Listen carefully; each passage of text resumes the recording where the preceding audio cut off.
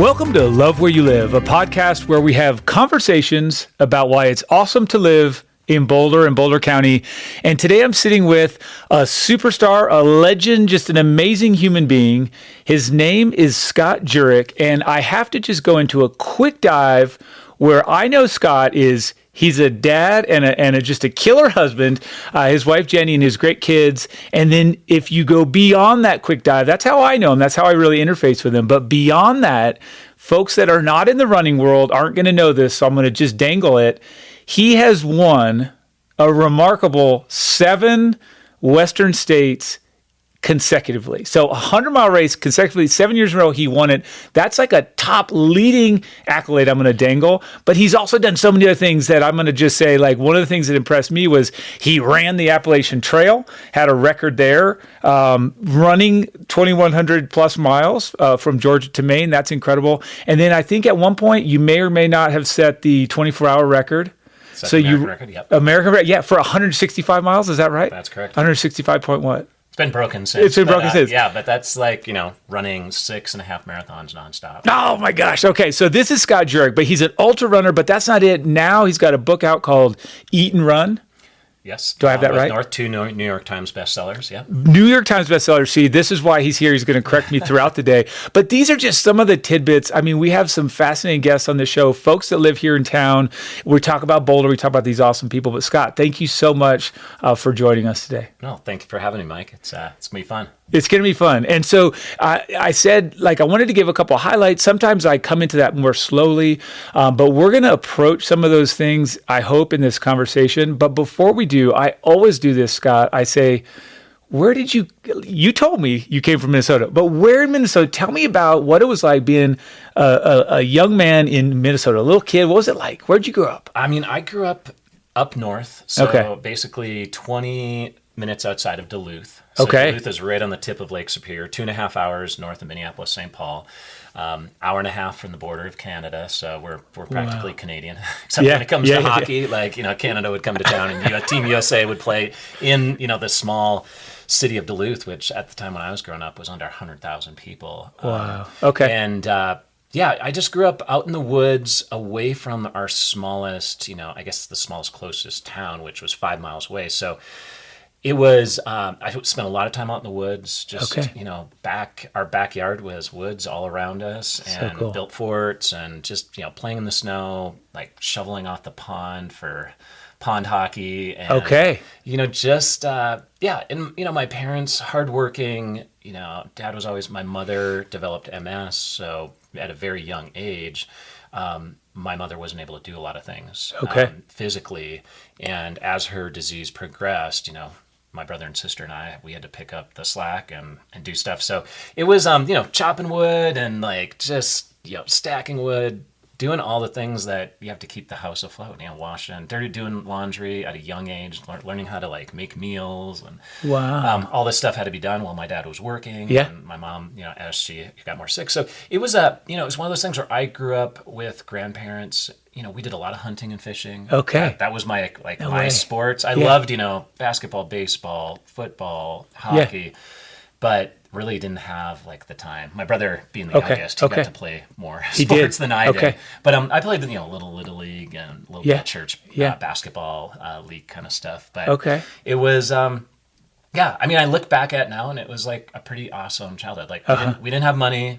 We didn't have a lot, but we had the outdoors, and hunting and fishing was the way I explored things. And I had, extended family that would just get us out. We were always fishing on lakes, on rivers, on big lakes. We even got on Lake Superior regularly in a small boat. And so I grew up in hunting out in the woods and just that survival instinct. It wasn't until later really that I got into running. I used to hate running and I used to hate vegetables, and I turned to be a vegan ultra runner. So you just never know with life and where it's going to take you. But it was when as a kid, it was one of those things where I just felt way out in the woods. Even though it was only 5 miles, but people didn't ride bikes back then to go into town. 5 miles, the traffic, the shoulders, just totally, it wasn't. But I grew up on a dead end dirt road, and at the same time, it was an amazing childhood. Again, I didn't really think much of we didn't have money. We had fun, and we're hardworking, and things changed obviously with my mother's disease and how that influenced the family. But we just kind of got through it. And it probably formed me more into an ultra runner than maybe the running and like athletic background. It was just like working hard, and you gotta having grandparents who grew up on farms and were immigrants from Europe and stuff. It just was embedded in me. It's like a survival instinct. Work ethic, discipline, and not shying away. I mean, you're also in some serious elements. Like we're talking, you just mentioned all the summer stuff. Did you do that in the winter as well? You ice fishing and all that? Oh yeah. I mean, that's ice fishing was one of those things like a love-hate. Like love being, like again, we didn't think anything of it because like we were always playing. It would be below zero. We were building snow forts, on a pond. Yeah, I love that. You just get, and then going ice fishing. Ice fishing was a little bit brutal. I think of like my family members as, back in the early years, it was just we were out there in the elements. There was no protection. Now they're in trailers and they're like in t-shirts, and so like I don't know, maybe the human race is getting weaker, but I just remember drilling holes all over on the lake trying to find would drive cars out in these big lakes. Totally. So just stuff that's totally foreign to people that for us in Minnesota would just come second nature. Yeah. And so, but to me, and that's all, what a great story. You guys are kind of wild. Are you the oldest of those three? I am the oldest. So you, then sister, then little brother. Yeah. Okay. What's the age gap there? It's 3 and then 5 years. 3 and then 5. Oh, so 5. My brother always had to it was like, come on, you got to learn how to play catch. You got to know how to throw the football. Yes. So he kind of just got, my mother would, try to pitch the ball to me, but she had like 2 little ones to roll on. So my brother and sister definitely got the benefits of having an older brother who. Oh, totally. Yeah, you schooled But them. It was literally us, playing. We didn't have neighbor kids. Okay. Like, there are 3 people, 3 houses on the dead end road. Yeah.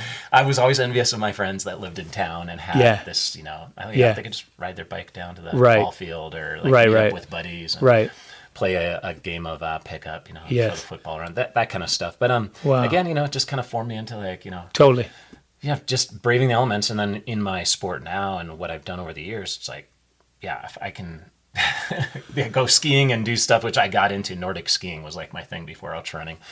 We'd go ski when I was 10, 15, 20 below, they'd start to cancel practice. Yes. They're like, but I remember skiing in some 20 below weather. For sure. The 20 below Fahrenheit. So. For sure. Yeah. But it's just, you just kind of found ways to do things outside, no matter the conditions. And so when it rains and hails and it can be pretty miserable in the mountains or in the woods, like on the Appalachian Trail, it's like, okay, I'm used to no biggie. worse, not no biggie. So sometimes at Boulder here, I'm like, my kids are getting it too good.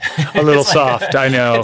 I'm with you, Scott. Too good living in a lot of ways, but that's why when people are like, "Oh, it's been such a long winter here." Yeah, you're like, really? It was 60 yesterday, and it's 12 degrees today, right? Yeah, it does go in big swings. I think that's for sure. It's hard for people, and I think some people who aren't used to. We have people move all over here in Boulder, but I'm just like, winter's pretty nice here overall. It's pretty nice, yeah. I mean, we have little stints. I wish we had more of it. I mean, I do when too. I moved in 2010, I just feel like snow stayed a little bit more. That's right. You could Nordic ski around town a little bit occasionally, but for sure. I know. No, that's it. Okay, so this is cool. So I've got a really good picture, and it's really to me, it's awesome to hear the backstory. And obviously, we're going to run through a few things. You left Minnesota for college. Did you go away? No, I stuck around home, and with my mother, being sick and stuff, I actually went to her alma mater, and my uncle had gone there. And cool. The rest of my family had never gone to college. Just hard, blue collar workers. Yeah, workers. Good very for you. Skilled. Yeah. But she went to an all-girls school that later became, it was basically co-ed. Oh, cool. When you started. It's called the College of St. Scholastica in Duluth. So it was only 20 minutes from home. And I did have all the applications. I remember looking at, or filling out Dartmouth and all these places where, man, I want to go ski and do these things. And then had a few other Minnesota schools for 4 or 5 hours away, or local schools interested in going to ski for them. But it was more I just got to stick around home. And they also had a PT program. So I went to the College of St. Scholastica for their physical therapy program. Gotcha. Got a master's in physical therapy, and all at one shot. You go right undergrad, master's, kind of keep rolling. You actually keep I started my graduate work my last year. That's cool. So it was pretty cool. You could get done with a graduate degree. It was a Master of Arts in Physical Therapy, but you could get it done in 6.5 years. Bang it out. Good so for you. So for me, it was, and I was a good student, worked hard, and got got, scholarships and help, and Yeah, I was able good to for you. put my butt work through school. I remember all the kids, who'd be in the dorms. I'd be working 30 hours a week, Totally. just to pay for Yeah, it. pay the So, bills. Yeah. And were you doing sports then? You did ski, or was it all club or Nordic intramural? skiing Or was nothing? what, it was like club. I would race Yeah. the USSA circuit, weekends and do ski marathons. But I did race in high school, but I got into it late. That's where Yeah. my brother and sister benefited because they got into it, when they were like sixth grade. Right. Seventh grade. And so for me, I got a late start at it, but I dabbled in, one season of track, dabbled a little bit in cross country, but I really did not like running. I only did it to was stay not in your shape thing. for Nordic skiing, and that was really my passion. I really got into it. And Okay. worked hard, went to junior nationals as a senior for in you. high school. Yeah. But I was never like the top, so I knew it Sure. wasn't going to be like this pathway of like, okay, I'm going to get a scholarship. Whereas my Okay. brother, he went on a full ride Did he? scholarship. Did he? Yeah. I was the only one in my family not to make the Minnesota State meet. So, There you go. So it's kind of ironic, but because I spent so much time running on the trails and Yeah. ski, hiking with poles, that's where the long distance stuff started hitting. Gotcha. And then a buddy of mine, when I was in college, did a ultramarathon, a 50 miler. Yeah. And he's like, oh, you got to try this. And I was running with some other, buddies. I talk about this in Eat and Run. My buddy Hippie Dan, and he just all these like eclectic characters in Right. Minnesota. Minnesota Yeah. has especially northern Minnesotans, Okay. are a real interesting breed. We have Okay. all types, Yeah. like redneck, like how I grew up, to Yeah. like, Yeah, totally. total, like, 100% hippie Dan. hippies. And like, yeah. And he was like, always like, oh yeah, talking about just, being on the trails and being one with nature and running blue jeans, stuff like that. It's just like classic stuff where Yes. like you can't make up stories. And then Totally. running with other friends like, Harry Sloan, he was a, Vietnam vet. Okay. Just, Yeah. military folks who had just persevered through life, and just, kind of young So hooligans cool. who just kind of like, Yeah. were like kind of just going against the grain and just loved Yeah. to do. So I was like, that was intercepting along with, going to school and Right. just That's open to new fascinating. ideas. Okay. Yeah. And Okay. then decided to run my first 50 miler, and then it just kind of took off from there. But I always just did it as like a side thing. I never thought, oh, I'm going to do this. I'm curious, you were classic or skate? You had to do You both. did both. You So have to, yeah. The advent of skating had been happening for a few years Right. when I got into it. Yeah. So skating came on, and then it was like, hey, we got to keep this classic have to- thing yeah, going. totally. So they Yeah. wanted everybody Yeah. to do both. Yeah, you do both. disciplines. Yeah, I guess that makes learned sense. Learned how to do both, but Yeah. I didn't come from a skiing family. Like No. my grandpa took me out a few times out in the woods, and we'd like traipse in the woods. Okay. My dad had done a little bit of alpine, so I've been on alpine skis a few times. Yeah, and a couple- until yeah. like that boys ski team was formed at my high school. They had a girls team. Right. And one year it was like, oh, we're forming a boys team. Okay. It was a Yeah. ragtag Yeah. group. Yeah. Wow. Kids in okay. flannels, Yeah. flannel, like we were all Yeah, just kind of yeah, in totally. flannels, and then also Real in tech. tights. Real tech. Yeah, totally. Tech. Yeah, exactly. And we looked like a ragtag. Like all the Yeah. teams were just like, well, look at those Wow. guys. They're a mess. We're going to beat them, but then, yeah, but, probably not. Yeah, just tough Yeah. kids. Uh-huh. I love it. Yeah. Okay, so and then you tell me the age when you got kind of talked into the 50 miler. Yeah, the ultra thing started when I was 20. 20, I was so a you're right there. sophomore Yeah, in, okay. college. I Yeah. was still, ski racing Yep. and just kind of doing stuff, Yeah. dabbling, Okay. Buddies were, Cool. saying, hey, you should get a road bike. You should do, but again, I didn't have a lot of money to do a lot of these Yes, things. So like yes. running was easy because Yes. I just Out the put door, my shoes free. on Yep. and, yeah, it wasn't Pretty like free. skiing where it's like, okay, can Yeah. you afford another, like the latest pair of skis or the next, Totally. So So- how'd that first 50 miler go? So I placed second. Okay. And Did Hippie Dan beat you? No, he wasn't actually in that race. Okay, but- good. I Thank know, goodness. I know. But my, actually, well, not in that race. I can't remember if my boss, I worked at a running shoe store. Sure. And I was, Like it. immersed in all this, running culture. And my boss, I think it wasn't that year that maybe he won it that year. I can't remember, but Yeah. he was running as well. Second place there. Jaro, Austin Okay. Jaro Sports, those who know Duluth, very famous running store. Yeah. And, Neat. But yeah, second place. And I said, never again. Like after I finished. Why? It was just so hard. Horrible. I finished, second place. You'd think Yeah. like, oh, this, but I was just like, oh, this is just brutal. Sure. Which, I knew it was going to be. Yeah. But, of course that, it wore off, and then I kept going to that race for 5 years in a row until I broke the course record. But for me, Wow. initially, it was never, I was, focused on school, working, doing all these Yes. other things that, running was always, ultra running was there, but I only did 1 or 2 races. I think I did Right. 100K, like the Edmund Yeah. Fitzgerald was a local 100K that Okay. ran along. It used the Grandma's Marathon course. Oh, wow. But did my grandma's marathon every year because that was in June, and then I'd run the 50-miler, Minnesota Voyager 50. Was it trail, that one? Yeah, it was trail. Yeah. I mean, I feel like it's nice to actually hear someone that made it as you did, to the level that you made it, really kind of just averse to it at first. Like, like the rest of us, like, that hurt. Yeah. I don't think I'll do that again. No mind. It's like, I was a reluctant runner, you know? Like I liked aspects of it. Okay. I loved the people, the community. But, you know, at the end of the day, it wasn't like, didn't really love running. Yeah, but fair. It started to like grow on me. Yeah. And I could appreciate, because I'd do a road marathon and I'd run 2:38. Okay, Second or third marathon, and ran a decent time. Sub 3 for my first marathon. I was just like, okay, this is solid. This is good. But I never really had like the speed. And Sure. that's where I think the ultras came on. I wasn't fast at, like I said, when I dabbled in Division 3 cross country in college, I was like, I just don't really like this. I'm not like fast enough. Interesting. I was like mid back of the pack, essentially. Right. Yeah. But then I wonder too, do you think that some of the, obviously second the first time and you go back each year and then you break the course record, is the success also giving you a little bit of joy towards the running? Do you start to like it for that somewhat? I mean, I feel like when we have certain gifts or talents and we kind of realize those talents, it's hard to just be like, oh, I don't like this. That's true. That's true. It's hard when you start. I guess for me, it was gaining momentum, and I was testing myself. But I only did a couple times a year or once a year. So, but I knew there was something there. Yes, and I knew as much as I could say, like, it's like I knew how to suffer.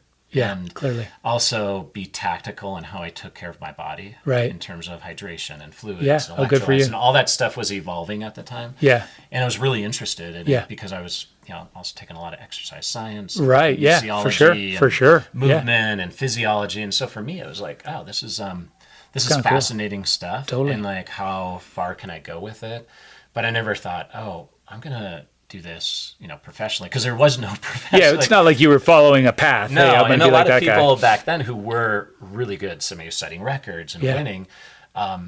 Everybody had jobs. And, of course. Yeah, everybody had to make a living. Like exactly. Running maybe marathons and distance running, and if you made the Olympics, like there was money in that, maybe a little bit, but overall, like in the 80s, 90s, and I got into ultras in '94. It was like, it was.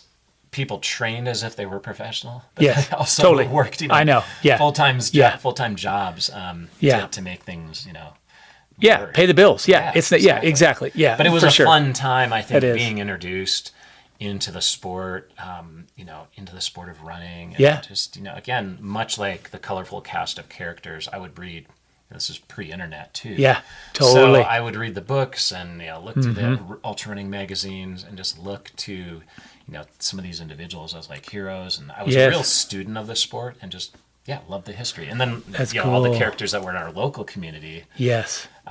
Things would get passed down. And I remember my boss at the time, Jonathan Wallman, who was into ultras, but he also did a lot of road stuff, marathons. Yeah. He gave me a copy, VHS tape to put in my VSR and watch some old Wide World of Sports, Western States 100. Yes. And I thought, I want to go to this race and do this someday. But 100 miles was kind of like, again, it seems so far out there. Yeah. It was more marathon to 50 miles. Okay. Kind of what I was good for focused you. on and just kind of playing with. But in the back of my mind, I'm like, okay, someday I want to maybe go and do this race. That's so cool. It just made it look so cool. Again, it's 1986, Wide World of Sports.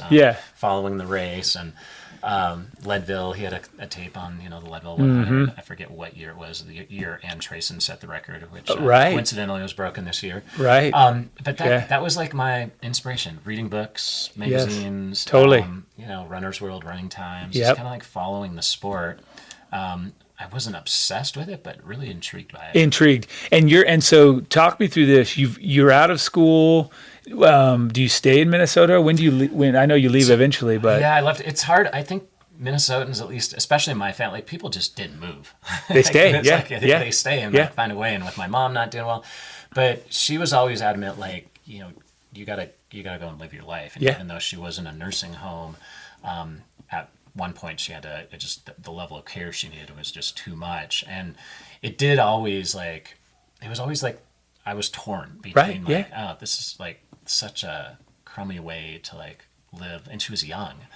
She was in her mid-30s when she developed MS. And so as somebody who's like, oh, should I stick around? I was always conflicted with doing that. But I took my first PT job out in Deadwood, South Dakota, so in the Black Hills. Oh, cool. And I thought I need to learn. I was encouraged like, hey, you should go somewhere rural, learn all aspects of PT and physical therapy. Yeah. But I lasted a year. I just got burnt out. Wasn't, I was just like, this isn't exactly what I want to do. I went back.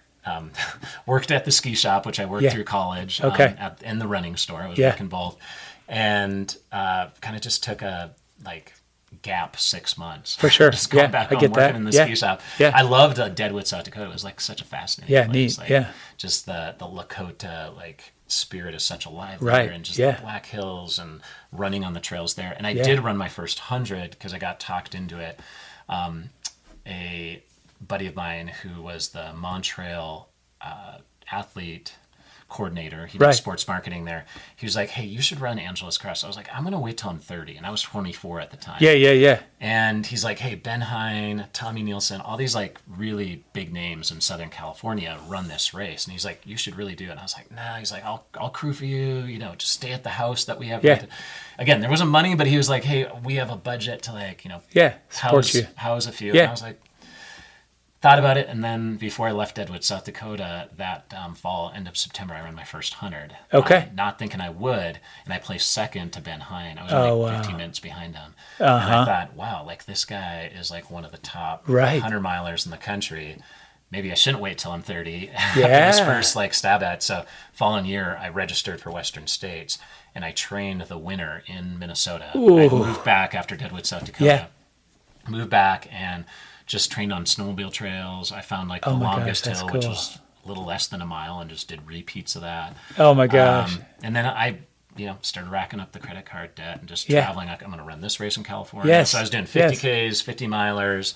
And then my buddy who was just mentioned, Scott McCoubrey, who was working at Montreal, decided to buy a running store and said, hey, you could open up a PT practice out here. Okay. We got this gone. And so he convinced me to move to Seattle, and right before my first Western States, a month. And that's when I moved to Seattle, and I'd been out there for an internship. So I traveled during my PT rotations and internships. Yeah. And I was in Albuquerque, out in Seattle, and just kind of again, I had traveled a little bit, but seeing more of the country and checking things out, getting more into ultra running, having registered for Western States, I was like, okay, I'm gonna do it. Made the jump. Okay. Worked at another running store again, and just made it happen. And that's in '99. That's when I won my first Western State. So my second 100-miler was Western State. What? And, and went on to win it 7 years after that. So 7 in a row. Yeah. That's ridiculous. Anyone that's huge. It's again, it's execution is such a key aspect of the sport. And talked to a lot of young athletes over the years, and just trying to get them the mindset to win again and again and again, because nothing goes perfect every time. That's right. You can't. That's right. If you just train and you implement all these things on come race day, everything's I've run on sprained ankles. Had a bear I had to chase off the trail. Did you really? Just you have all these different elements, and I've gotten past before. That first year, I won from start to finish, but it had all kinds of different scenarios. I'm sure. Yeah, you'd have to. And coincidentally, it was also the 7 years that Lance was winning the tour. So everyone would joke, being like, okay, you got to win because, Lance is going to be starting the tour again. Oh my gosh. But it was the best arena for me to test my, skills as this so cool developing ultra runner, and just hone my craft and get faster and faster, and always have that course record. And it was the 100-miler. If you want to race against the best competition, Western States 100 was the best place to do that. Right. There were other races happening, but if you wanted to line up with 20 guys and 20 gals that were going to be the best. The best. Yes. That was the place to do it. I know. Sure. I know. It was you could get in the race back then. They'd let people in last minute. Okay. Rich Hanna, less popular. 100K, 100K, world champ. 2:14 marathoner. Let's throw him into the trails. And he Why was not? a local SAC guy. And Yeah. I just saw him this year at Western States, and it was so cool back then because it wasn't like, okay, you have to qualify for all this stuff. Right. And, oh no, you gotta Yeah. get a golden ticket. Yeah. People could literally just, if you had a good resume and you made a good case, You could just do you it. could do the race. Like, and the Yeah. race director would be like, yeah, let's stir the pot. Let's try and Yeah, let's shake it up. Yeah. let's get He the was best. throwing some heat at you. yeah, which is great. I think that's how things. We should have a balance of things. Obviously, you gotta have some chops, and you gotta be worthy of towing For that sure. line. But it's those are some of the things. Like, man, it was the good times. It was the good old days. Yeah, for sure. I know. It's neat. I know we're kind of, like, again, this is something that not everyone that listens to us is totally familiar with this, but it is still the 100-miler. I mean, this is still, there are a lot of really good ones and there's still a lot that draw a great crowd, but like in the world of running, this is the ultra. And especially for the U.S. Yeah. I was just at the Ultra Trail Tour de Mont Blanc in Yeah. Chamonix, France, and that definitely has eclipsed maybe just because it draws like this huge international. Sure. And they just have the numbers. They can have Yeah. a bigger event. For sure. We're very restricted at the Western States 100 Yeah. in terms of how many Numbers. runners. It's Yeah. like the same 375 Yeah. that they have. So it's a very prestigious and will always probably be if not the one to win, one of the ones. Right. Between that Yeah, and between that UTMB. UTMB, yeah. It just garners the most. It's got the most history. It was the first 100-mile trail race, of that distance. Right. To be like formalized. Right. And, I mean, it was a horse race originally. it's a Is that right? horse race, Yeah. It was the yeah. Tevis Cup. Yeah. And they still have the Tevis Cup. They still hold it.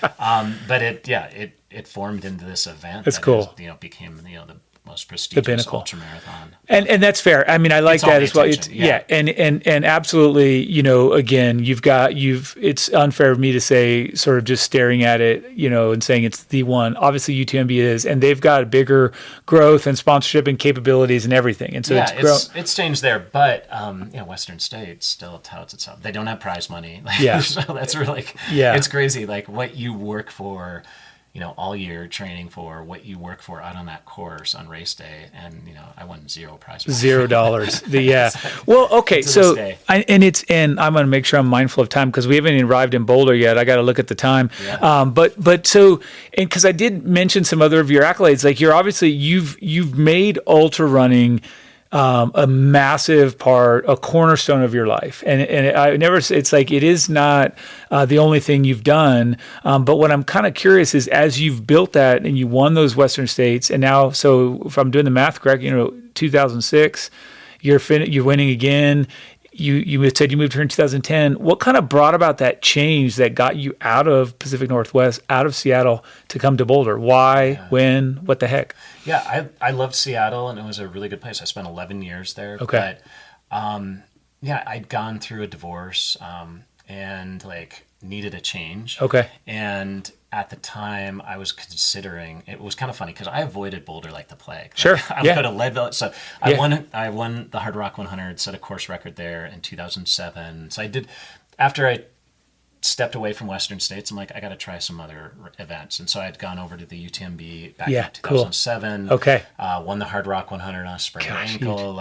Set a course record there. I started doing Badwater. Yeah. Those that familiar. 130, right? Won that twice. Set a course record there, all on roads through Yeah. the desert.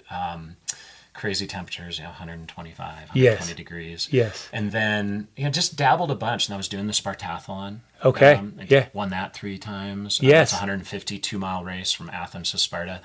And then I was, just kind of, I don't know, just kind of like life had really changed a lot. And then my mother had passed away in 2010.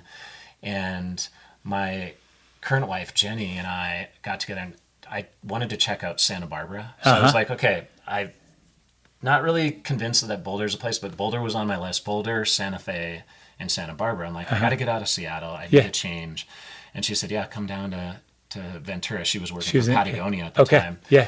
And I checked out, Santa Barbara. I had actually never made it to Boulder because Jenny and I got together. And So we started doing the distance. I'd spend time down in, I had a coaching business. And Right. Okay. And then I would spend time in Ventura. She would sometimes come out to Seattle, but I mostly spent time in Southern California. Okay. she was like, I want to go to the mountains. And we moved here as just a trial. We came for the summer. I had just set the American record in the 24-hour training down in Santa Barbara, Ventura in Southern California. And then Seattle was like, okay, I got to get out of Seattle like full time. Okay. It's time. And so we decided, let's check out Boulder for the summer. Mm-hmm. And after that summer, we're like, okay, let's go pack up the moving truck. So go grab my stuff, moving truck down, drive that down from Seattle, and then drive her stuff up from Ventura. And Jenny had gone to CU in the late 90s. And I was still like, I'd never been to Boulder. Avoided it. Yeah. And I remember, Steve Peterson lived here, a bunch of top runners during my era of winning Western. They were in Boulder. There was always a contingent. Dave Mackey, right. fellow competitors. He was here, so there's always like a group and of the road, the triathlon, the cyclist scene. Yep. But for some reason, like Boulder just sounds like not my style. Yeah. And I would train down in Silverton for hard rock. I went to Leadville and did that. I was second at Leadville once there, and like all of these things just. And then Jenny was like, "Well, let's go check it out and just try it for the summer." And she knew. She's like, I know what's going to happen when Scott gets in there. Well, I had some 20-something buddies like Tony Krupicka living here, and I was like 35. Again, my career, I was still like running well. But I was kind of also, when my mom passed away in 2010, I was also just like, I don't know, like what am I doing with running now? Like, fair. Didn't know if I had the fire. Fair. And I thought, after going through my divorce and hanging with my 20-something buddies, it kind of just like got me energized again. And I was like, okay, and Tony was here and he's like, oh, well, come check it out. And we trained together in 2010. Mm-hmm. I did UTMB after World Champs. And we just did a ton of running here. And it was like really good for like my running psyche, I guess. Yeah, good. Yeah, because it's like, what am I going to do? Am I going to retire or just kind of flail totally. Here for a while? I get it. Am I going to like really go for it? And so it was a really good place. And plus the access to the trails. And really I learned to fall in love with Boulder, even though I was like, again, running a little like you were skeptic. I like that. I like that. I was like, is this really like, it seems like, I don't know. Again, just it always had this like, it's the People's Republic of Boulder, the Boulder bubble. No. Again, nothing like wrong, but in my mind, again, I'm the Minnesota like for sure. As a total redneck backwoods boy. I get it, man. Like, I get it. This place seems too like posh. It's a little fancy. 100%. And even like looking for places like short-term rentals was not easy. No. And this was 2010, 15 years ago, and I just remember being like, is this really? Like we found a basement of someone that was renting out. Sounds about right. For a short stint. And then, for a couple $1,000s, you got their basement. And then I did a USO tour. So we were here for the summer. It was going great. And then I raced UTMB, spent some time in Europe for like 3-4 weeks. And then I went straight to Kuwait on a USO tour and did this event for the Wounded Warriors and then all of the troops that were being pulled out of Iraq at the time. Right.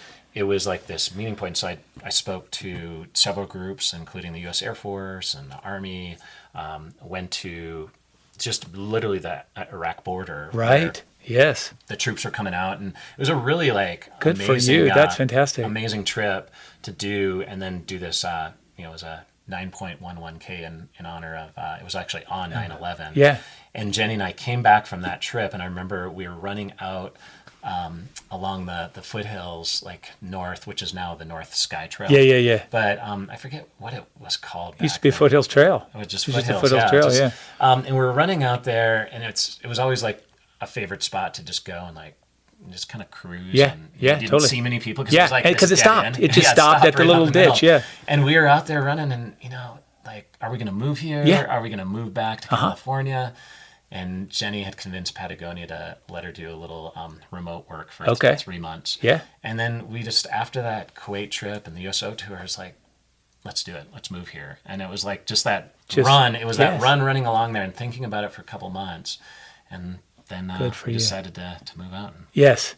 It's really, other than, that's awesome. I love that story. What a way. I mean, so many things at play there. And I think you made me think of this earlier when you said sort of, I've read this where almost the meaning of life is finding your gift. And you have found your gift. But then what you just shared is sort of the purpose of life is giving that gift away and sharing that gift. And I really feel like I see that. I mean, the USO, the book, the stuff that the coaching, you give a lot. And I think, does that sound fair to you? Yeah, I mean, and it's one of those things where I've never been like an extrovert in my mind. Like, okay. Yeah. Like speaking in front of people just kind of came out of not necessarily necessity, but Right. I loved instructing and educating. I Yep, mean, that was the I can see PT that. background, Yeah. taking care of my mom and like being a giver. Yeah. But getting in front of people, I never thought I'd be like speaking Yeah, all the time. yeah, it wasn't- And yeah. so it just kind of evolved, and it was never like, oh, I'm going to do this for a living, and Yeah. running's going to be such a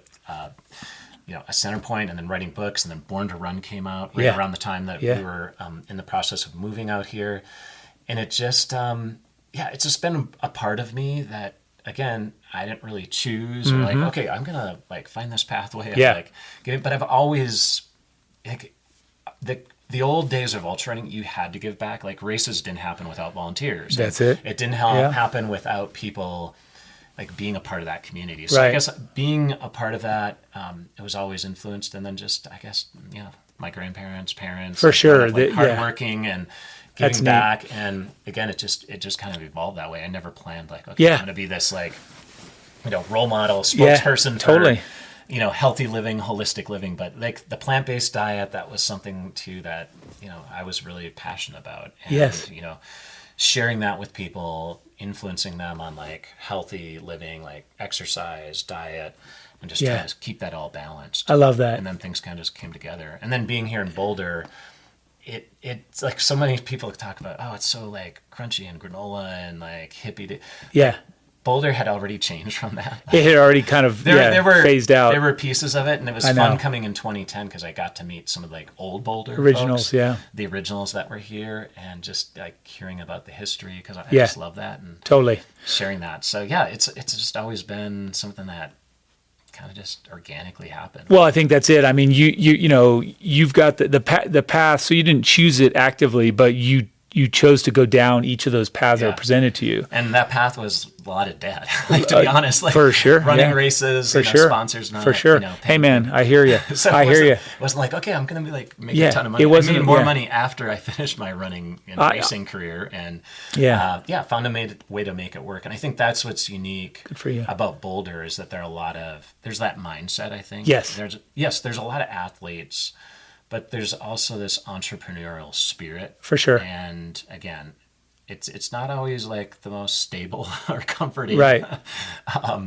avocation or like Mm-hmm. pathway and path, but it's worked. And It has worked well, and so let me stay there for a minute because 2010, you guys sort of you came here and kind of coming out of that first trial, because being in the summer and doing that and having fun and that kind of thing, and you draw in and then you roll in through November, December, January that first year. Were you initially? Can you remember being content or happy with your choice? Was it sort of like, what have we done? Walk me through that if you would. Just you. It's because it's you and Jenny. Yeah, no, it's just us. I mean, we were really like, I'd say we were stoked about it. Pretty Like, fired up. Yeah, we Good. were pretty Yeah. fired up Nice. because, like, again, I was fired up. I had buddies I was training with, but then I was also meeting some of the road runners. It's funny. I just ran with my friend Roberto, who I hadn't seen. I see him like a couple times every year, maybe at New York City Marathon or things like that. But he, he was an Olympian. Training here in Boulder. I think had been here like in the early 2000s or around 2007, a few years earlier than me. And he, he ran for the Spanish Olympic team as a distance runner. Like I met other triathletes. Chrissy Wellington was here at the time. Yeah. Like, again, it was like, I don't know, a great time to be in Boulder because there were a lot of top athletes, like always. Yeah. But, I just loved, the farmer's market. And that's where actually Rob and I were talking today. Like, remember the first time we met at the farmer's market? At the farmer's I was market. just like, oh, yeah. it was fat. And again, I was just like, I'm not worthy to even hang out with this guy because this guy's way too fast for me. Yes. He's a road specialist and like phenomenal on the track. Yeah. And then I guess it was just like, we were like not caught up in it, but it was like a good place to be. Unfortunately, I had to get on airplanes a bit. And so going east or west, like a lot of people think, oh, this is west. But I always thought of like Boulder in Colorado is a little bit more central. It's almost like Yeah, for Midwest. sure. It's Yeah. like west of the Midwest. Yeah. Slightly. Yeah. Yeah. But everything about it was good. Like I said, it had some winter. Yeah. I loved being closer to snow because one thing Yeah. about Seattle, it's an hour drive to so snow. Right. It's gonna maybe be Yeah. it's gonna be raining on top. For of sure. snow. It's just You're gonna like, be a this little isn't tricky. ideal. Snow Call Me Pass is always tricky. Yeah. But I loved just the aspects of Okay. it, weather. And Cool. the people did grow on me a bit Yeah. more. Like it wasn't just like, oh, I want to hang out with athletes, but Yeah. there was a mentality here of people Yeah. who were like, doing things different, thinking outside the Yes. box, more so than like, oh, this is like a hippie. It's Yeah, like and the I think- beatnik, history that it had. For sure. But, Trident, you go down to Trident and then it feels like, oh, this is You can probably still, little absorb bits that. of like, Yeah. what was old Boulder like? Totally. Well, and artists. I think it's fair to say there's been, and I've talked to people that moved here in the late 70s and early 80s and like totally different. And then the exposure in the 90s, early 2000s, there's been a lot of evolutions. And I think what I continue to see as a through line is where it doesn't feel as hippie. There's a little bit more money and the money keeps kind of coming in, kind of that fancy vibe you mentioned. But there's still a receptiveness that I think to what the hippie feel, or to kind of generalize, but like what you said, let's talk about that. What you're doing with your book and sharing the vegan message. It's very that is, you don't bat an eye here. You have people that are very open to hearing that. Whereas you go to Duluth, maybe not. I don't know. Maybe you go to Albuquerque, maybe not. Maybe you go to some of those other places you mentioned, maybe not. Here, I think you still have that. Does that feel accurate? Yeah, there's a free thing. It's interesting though. I feel like Boulder is more cowboy and meat eating. Like a lot of people come here, my friends who are like, and if you go to LA, you go to New York, like the veg scene and the plant-based options, are like restaurants, or you think cutting edge. Yes. Boulder's not so kind of, not there. We have a great, we have like two. I know too, but I think it's still kind of like this Midwest, like interesting. Colorado, yeah, tell me more. Yeah, cowboy mentality. I mean, you think of it, Greeley, one of the largest feedlots in the world. Yeah, is like, I think it's number 2. But like we smell it occasionally, and it's like, this is like cattle country. That's like true. Cowboys. Yeah. So like, even though Boulder is like, oh, it's so, yes, it's forward thinking, and you can always eat something. And we had, at the time, you think of like alfalfa as like, alfalfa. I read my friend John Mackey's book last year, and he talks about just like the history of Boulder, of what it was like when alfalfa was like, and how he like always wanted to acquire alfalfas, and he loved what they were doing out here. Like, there's no doubt. And if you think of like just now all the business into the natural food space, so like I think it's one of those where it's not just always on restaurant, but like you said, it's like an open-mindedness. It's a progressive way of I don't even want to use the word progressive, but it's like a forward thinking and looking at food in different capacities. Yes, I think that's where Boulder probably excels, and because there's so much entrepreneurism in that space. Yes, it's definitely a warm climate. Yeah, it's a warm climate for it. Like plant-based. But it is kind of funny when I go, like, it's still a little bit like what sells here, because friends who have restaurants, they're just like, vegetarian, vegan, we'll do okay, but like we have to have meat. Yes, yes. So it's understood. Like this dichotomy. And a lot of 100%. people, just don't eat out as much, maybe when you're here, but I think there's a lot of energy around, whether you want to say like, just holistic living, right? Like the Rolfing Institute. I always knew like that was here in Boulder as somebody who's a physiotherapist, and just reading about other pathways for healing and modalities. This has been like a center for sure. And the art and the writing scene and just all of that. So, and now it's maybe more tech and fancy stuff. But I think it's just unfortunately too, it's set the standard for having natural space and open space. Right. Agreed. It's really put a damper on how many people can live here, and like they're at a crossroads now. Like, how do you build up, and how do you make density? Because 70,000 people commuting here every year, like that over the years that I've been here in 15 years, it's like big change. I know, big change. How many people are coming into the city to work every day? Right. Yeah. There's like, it's amazing we have all this open space, but I've always lived downtown, and I guess maybe having been a country boy, lived in like the heart of Seattle, Capitol Hill. Yeah. Okay. Grew to appreciate being in the city and like, okay, go out to the natural places. Yeah.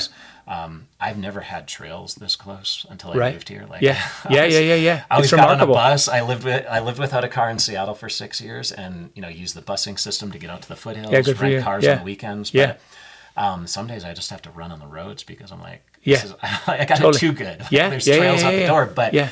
at the cost of like, how do we build a density? And like our first apartment that we got in 2010, going back to that, I was always like, we got to be close in town so that we can bike and run and do everything. Yeah. Like, you can almost do it without a car. And that's what's amazing about Boulder: bike paths, access to trails and open space. But we need more housing. Right. We need I know. I know you're in the well, that's the space. Like, no, for sure. Everybody loves their values to go up like through the roof. But I think of like when I was here and Jenny had climbing buddies, because she loves to climb, and the access to climbing is great. It's not a good ski town per se, but climbing, running, cycling, triathletes, you name it. Yes. It's great. But again, the cost of like having all that, we got to be able to house people. Because again, I remember people would pack.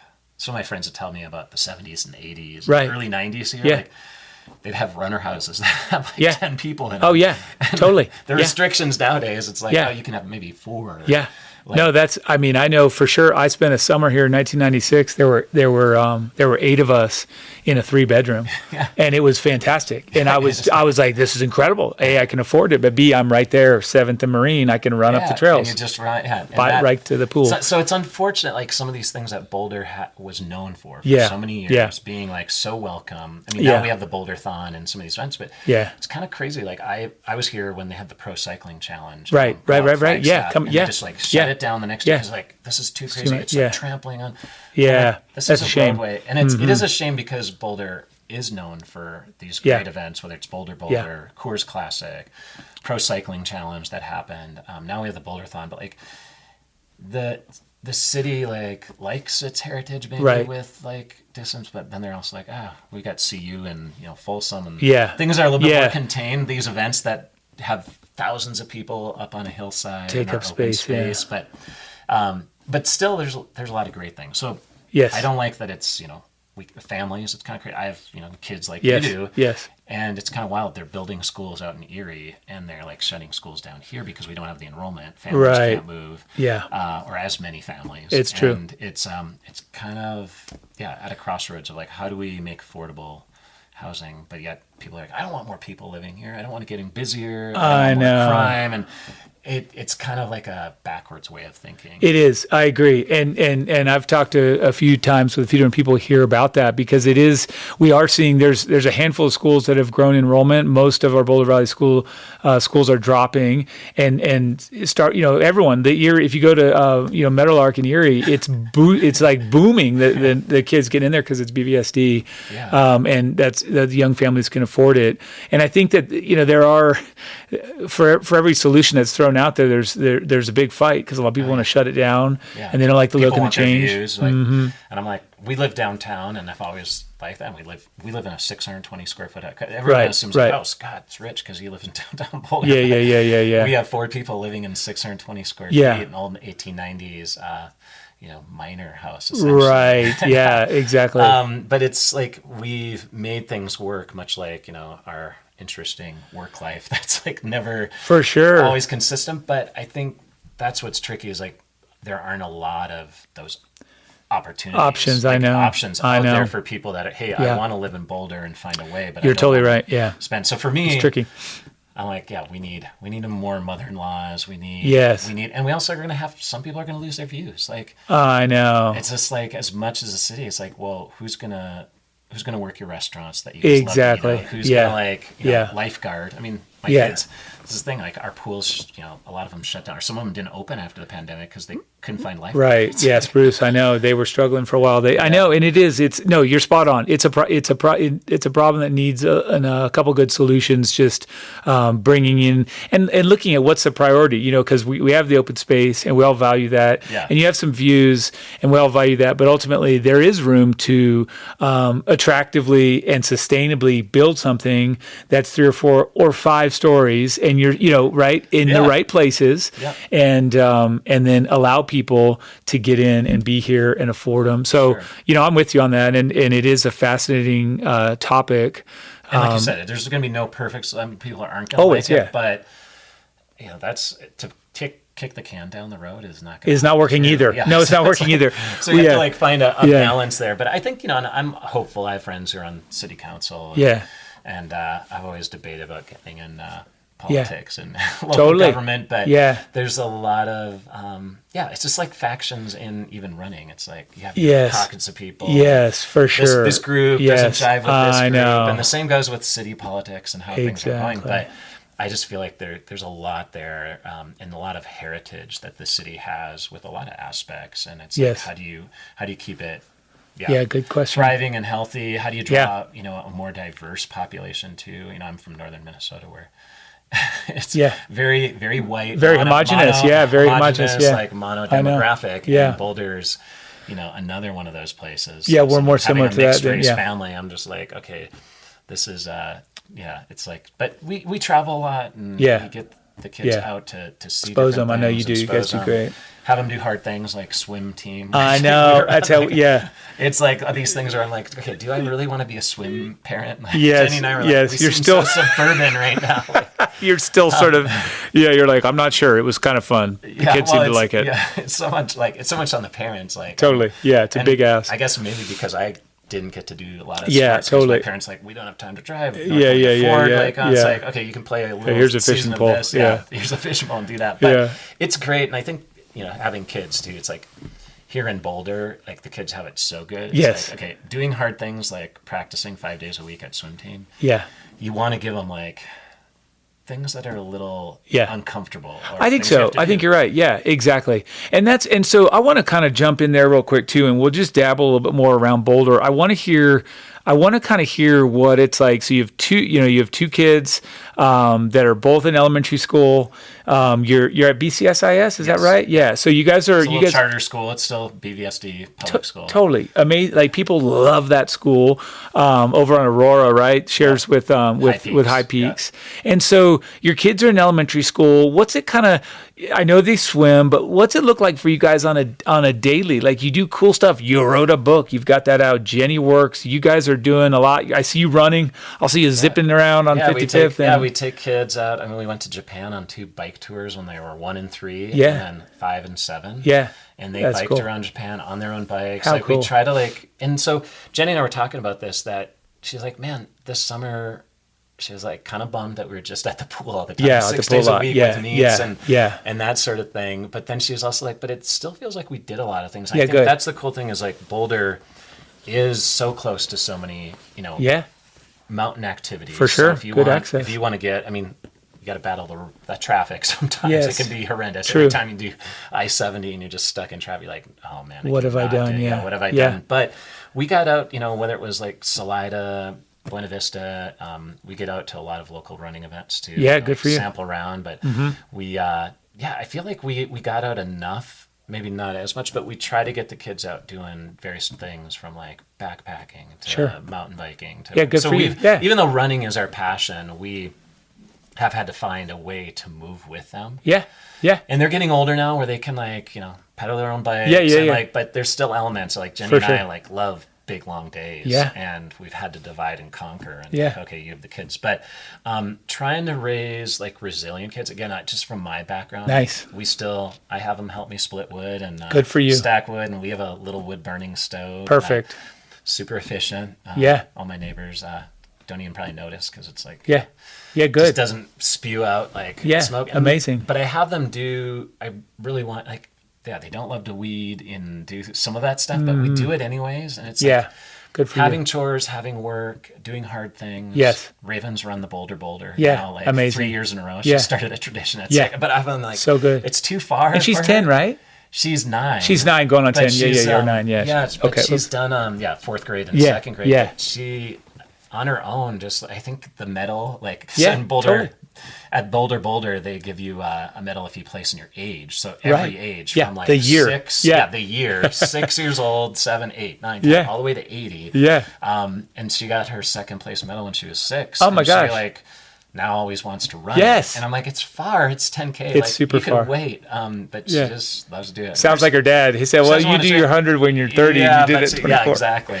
But, they're having fun. And then, my son plays Little League. Oh, play cool. basketball. Oh, cool. Why basketball? Yeah. I'm a believer in, all the sports. I'm helping coach Little League and Nice. also helping coach flag football. Perfect. I grew up doing All-American sports I know, in that's addition good. to the other stuff. Yeah. And so we're trying to just have them do a mixture of things. Good for you. They did ski team up at Eldora. I mean, having Eldora too has been, nice. It's a tough place to brave the elements sometimes. It can be. Like be you described, though. I mean, but I think, you get out there on a cold day, a windy day, a snowy, blustery day, and you get exposed to that young. Yeah. I feel like the kids, they make them tougher. And they're just like, I don't even say, hey, it's freezing and windy. You walk out there, it's snow, it's ski. And then my kids, it's funny. They're all playing in the snow, and all the other kids are inside, warming up. But 100%. They just have kind of gotten used to that. 100%. And I think I love that. I don't know. Again, some days I feel like we're succeeding. Some days I feel like we're failing. It's like parenthood for sure. Parenthood is always up. But it is I feel like one thing here, and it's like anywhere. I mean, if you live in just the heart of New York City, you've got to find ways to keep your kids exposed to the natural world. Yes, and I like that. Always kind of we're even in town, in Boulder. Maybe it's more natural than say in the heart of a big city. Right, but, right. Finding little ways of identifying birds or learning about cool. I just always grew up okay, what makes this track or and that's kind of the stuff I wanted, but then also the resilient training, the resiliency training, or as I heard a psychologist talk about sturdiness and sturdy, that's it. Getting our kids to be sturdy, and not that they ever need to be ultra runners or right. climbers. No, for sure. They climb on the climbing team. Yeah. Jenny has them but someday it's just more about just being sturdy human beings. Can you weather the storm of life and everything that it throws at you? And again, some days, I don't know. Hopefully they'll want to still ski and run or bike and do stuff with us when they're older. Yes. But that's I really always winning. wonder when, hopefully I see parents with their kids and I'm hopefully they'll want to do some of that. I had a young gal, probably 23, 22 on a lift with me and my son. And she even said, she goes, I hated it at times when I was that age. There were times I wished I hadn't, but I'm so grateful that my dad made me, made me get through the effort year after year. Cause she's like, I love to ski. I'm good at it. And I can ski with my parents. I ski with my friends. And she was validating. It was one of those days, there's a meltdown and it's freezing and you're on the lift questioning your life decisions. And I have friends who just don't want to do that. Totally. They skip it. Yeah, they just skip it. Even though they love to ski, I'm going to go ski myself. And so, I don't know, I feel like maybe having kids later, you either embrace it and just get energized by it, or you just get worn down, or you're just wow. Yeah, I know. I'm just going to do my own thing, and you can get selfish too, I think. For sure. Just being there's some days where I was I could be skiing on my own and just leave them at home or something. But when Jenny and I both want to do it, it's something we can do as a family. I think that's it. Living here in Colorado where Boulder is the beach, and it's almost too warm sometimes because you go up to Eldora or the mountains, and it's a different world. Different world. And there are I hate getting ready, or ski team. Leaving Boulder at 6:30 to go to, you're it's early to get a good parking spot where you're not battling traffic. It's it's brutal, but I think the kids, once they're out there, they don't want to leave. So that's right. Yeah, I think even though they complain about things, and that's finding that balance and how much can you stomach as a parent. Yes. And then I'm you don't realize how lucky you are. I would have died to go skiing. Yes. Yes. But I guess it's just different times, and it's how do you? Yeah. There's fun, but there's a lot of uncomfortable. Totally. Yeah. Should stuff be. that comes with it, but it's like swim team. It's I did not want to. It's life skills though. It's I'm giving them a life skill. Do I want them to be an Olympian? In the pool or on the snow, if that's something they get a passion for. Yeah, maybe later, so. Yeah. But at the same time, it's a life skill. Yeah, for sure. You won't regret having that. It'd be I remember my son just I don't want to. I just want to go to tennis. I don't want to go to swim. If they have choices, but again, it's life skill foundational. For sure, type stuff. 100%. And then as parents, you you sacrifice the time. hoping that something will pay off. Something will stick. Yeah, it will. It will. So no, let's do this. And I'm trying to be real aware of your time, but I want to throw one kind of good lob at you here. Good question. Do this because I feel like it's a fun thing to have with a Boulder conversation and a great guy like you. Let's just say I want you to walk through kind of a perfect day for Scott Jurek in Boulder. Could be with Jenny, could be with Evan and Raven, could be solo, could be with friends visiting. Just walk us through winter, spring, summer, fall. We've done this before with a couple guests. I love hearing.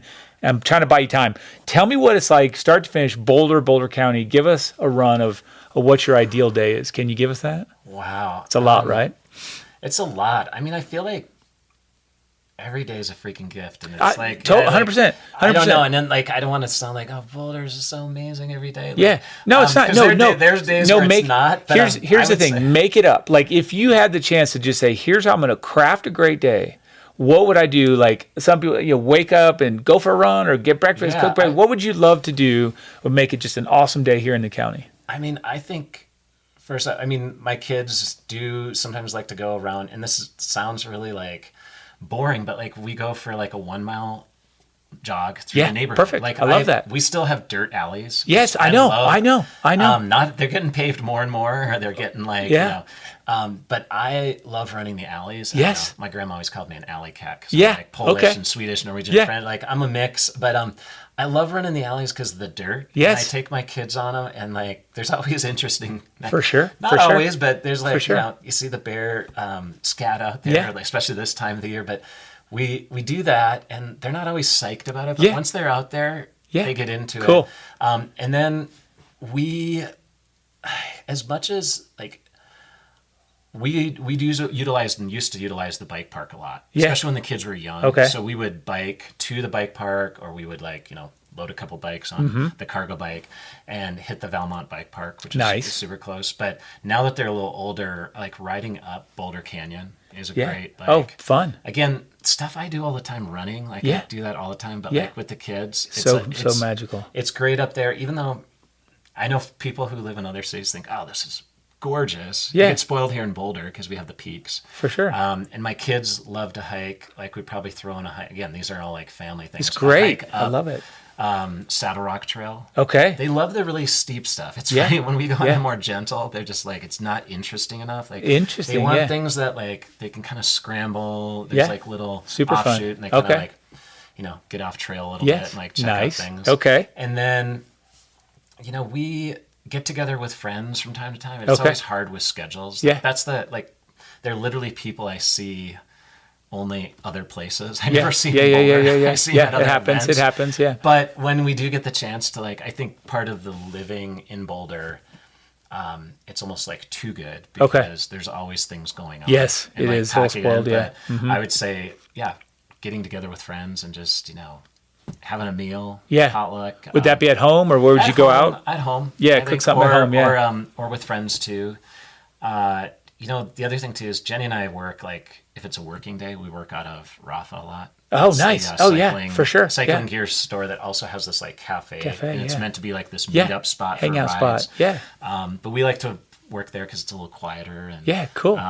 Especially when the kids are at school now, it's like nice just to be like, okay. Yeah. Get out of the home office or get out of the home totally. A little bit. And then just being immersed. I think that's the beauty too with Boulder is, people are busy. Yes. We're all doing stuff, but you can still talk to people. And I love being, 6 blocks from downtown. Yeah, nice. And can just, if I want to see people, I can see people and strike up a conversation, with people that have time. And I feel like finding those meeting points, whether it's the local coffee shop. I used to work a lot out of Boxcar before it got too crazy busy. Got a little busy. Got a little popular. Never get a table there. But Standing I wrote Jenny and I wrote North, both from Boxcar and Rafa. Okay. Our second book. And it's, like having that element. Sometimes, again, we know too many people. Or we know too many people and it's like you can't get work done. But I think it's good to have like that community thing. I agree. Boulder is big enough where, sometimes I don't see some of these people until I'm at the airport or somewhere else. But at the same time, you still run into people. And if you make an effort to be out there, out on the trails too, like Jenny and I, if I were to say like no kids, our favorite trail would be running up like Bear Canyon. Yes. It's such a magical Okay. one. It's like just far enough removed from the masses. Yeah, from Chautauqua, It's tucked in there, but that, especially this time of the year now as the leaves start. Yes, yes. Getting those tinges Beautiful. of color.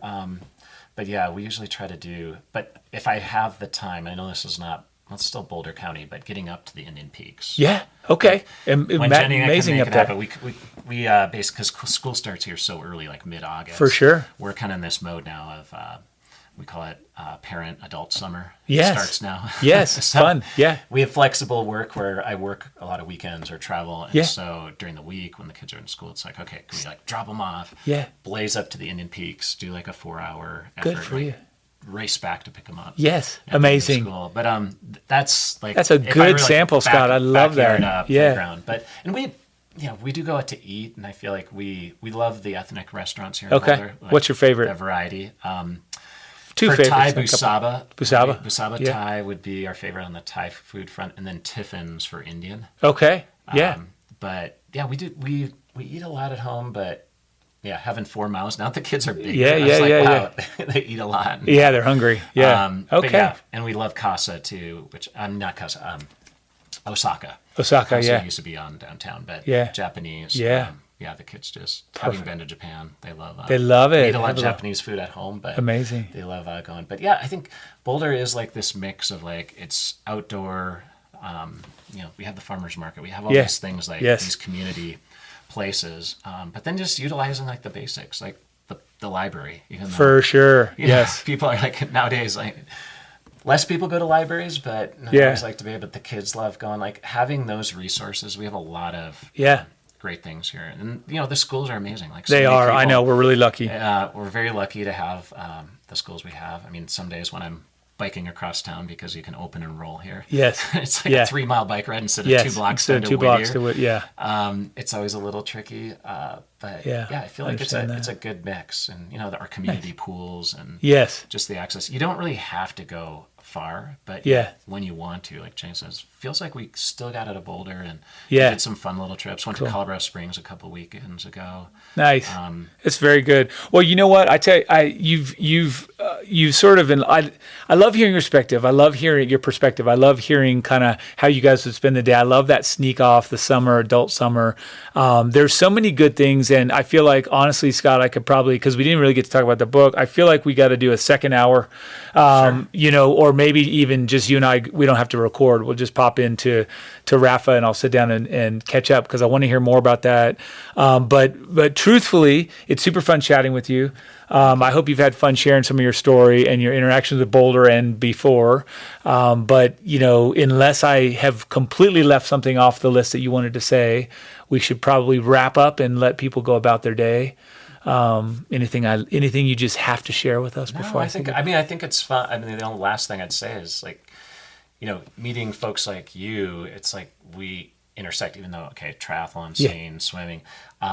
I think that intersection is really cool about Boulder. Agreed. Even though sometimes I'm like, oh, I didn't know this triathlete or this cyclist is in town. Like there's sometimes everyone keeps to their own. But I love when things intersect and there are ways, whether it's kids or whether it's some other aspect of just work, or business or things brings people together. Like, oh yeah, you don't like or totally. I know, I love that so too. I think that's the unique thing about Boulder. And sure, if it got bigger, would you still have it? I still think so. I think we would. I think so too. So I'm my own thing is I think things will change. And I also don't know, like, is this like our landing spot? Forever. Like you never 15, know. 15 years. And Jenny and I always talk about moving internationally for a while to just give the kids why kind of not? pull them out of here. But it is an amazing place, in as much as like there's growing pains or evolution it's pains. Life. It's life. But I love how this brought us to here together, and we're like talking about Boulder, and here we are. Yeah. I know. Great stuff, Scott. No, thank for you sure. for having Well, me. I'm a big fan. Enjoyed watching you during your heyday and beyond. It's been fun for me to see you on all levels. But for now, I'd just like to thank you for your time. And I will do what I always do at the end of a podcast, encourage you and everyone to go out there and do something that you love.